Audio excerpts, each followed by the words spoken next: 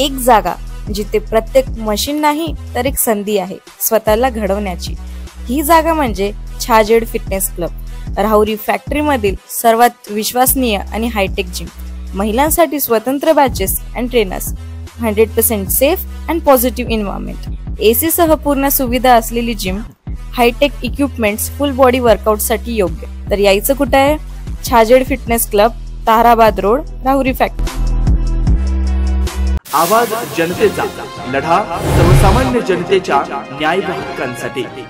राहुरी फॅक्टरीतील आदिनाथ वसाहत येथील महादेव मंदिर इथं श्रीरामपूर विधानसभा मतदारसंघाचे माजी आमदार लहू कानडे यांच्या निधीतून उभारलेले 10 लाख रुपयांच्या सभा मंडपाचं लोकार्पण 3ऱ्या श्रावणी सोमवारच्या शुभ मुहूर्तावर संपन्न झालंय।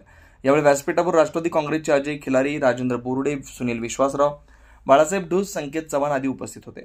प्रसंगी बोलताना माजी आमदार लहू कानडे म्हणाले की श्रीरामपूर राहुरी विधानसभा मतदारसंघात माझ्या कार्यकाळात सुमारे 1,500 कोटी रुपयांची विकास कामं मतदारसंघात करत शासनाकडून निधी उपलब्ध केला।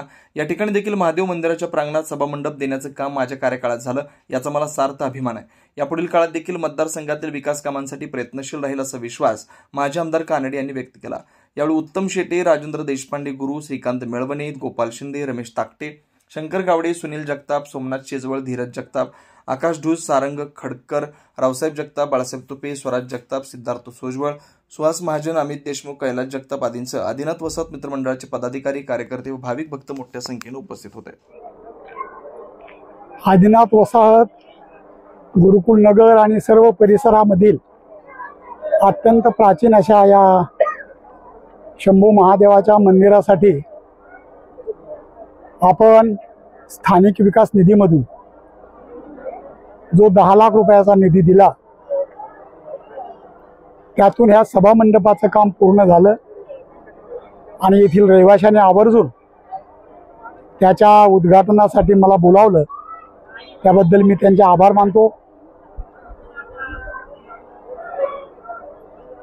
या सभा मंडपाच्या माध्यमातून आपली संस्कृती संवर्धनाचं काम या परिसरातील माता भगिनींच्या माध्यमातून, नागरिकांच्या माध्यमातून होत राहील अशी मी आशा व्यक्त करतो। आणि या सर्व मंडळींनी जे प्रेम आम्हाला दिलं ते तसंच सतत मिळेल अशी ही अपेक्षा व्यक्त करतो। सर्वांना शुभेच्छा देतो। धन्यवाद। नवनवीन घडामोडी आणि सत्य बातमी पाहण्यासाठी आजच आमच्या YouTube चॅनलला सबस्क्राइब करा, शेअर करा आणि लाईक नक्की करा।